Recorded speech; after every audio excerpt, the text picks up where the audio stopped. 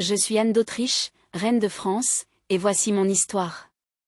Je suis née le 22 septembre 1601, à Valladolid, en Espagne, dans l'illustre maison des Habsbourg. Fille de Philippe III d'Espagne et de Marguerite d'Autriche, j'ai grandi dans une cour empreinte de foi catholique et de rigueur monarchique. Mon destin était déjà tracé, unir les royaumes d'Espagne et de France, deux puissances rivales, par un mariage stratégique. En 1615, à seulement 14 ans, j'ai quitté ma terre natale pour épouser Louis XIII, roi de France. Ce mariage, arrangé pour des raisons politiques, était censé renforcer la paix entre nos deux pays. Mais notre union s'avéra difficile. Je n'étais qu'une jeune fille, déracinée et confrontée à un mari distant, influencé par ses conseillers, plus tard, par son principal ministre, le cardinal de Richelieu. Les intrigues de la cour française, si différentes de celles d'Espagne, étaient parfois cruelles et oppressantes. Au début de mon règne, ma position était fragile.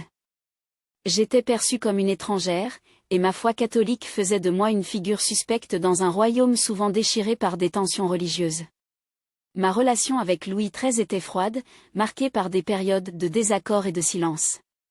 Pendant de nombreuses années, je me suis sentie isolée, comme une étrangère dans mon propre royaume. Cependant, la maternité m'a apporté une lumière dans cette existence tumultueuse. Après plus de 20 ans de mariage sans héritier, j'ai donné naissance à Louis, le futur Louis XIV, en 1638.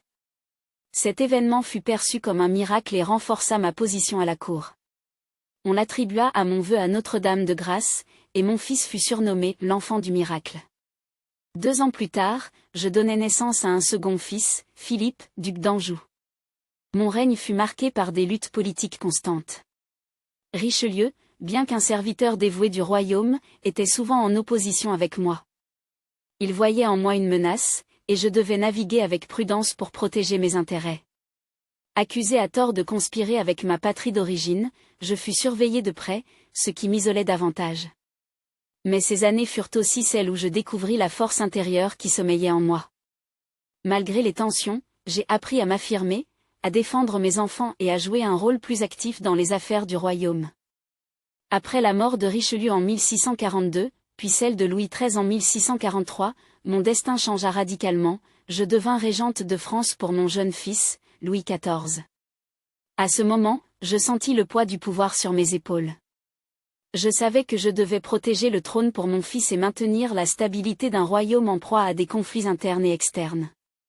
Entourée de conseillers loyaux comme Mazarin, je me suis consacrée corps et âme à mon rôle de mère et de régente. Aujourd'hui, en regardant en arrière, je vois une vie marquée par des épreuves, mais aussi par des victoires. Je suis Anne d'Autriche, et mon histoire est celle d'une femme qui a su, malgré les obstacles, marquer son empreinte dans l'histoire de France.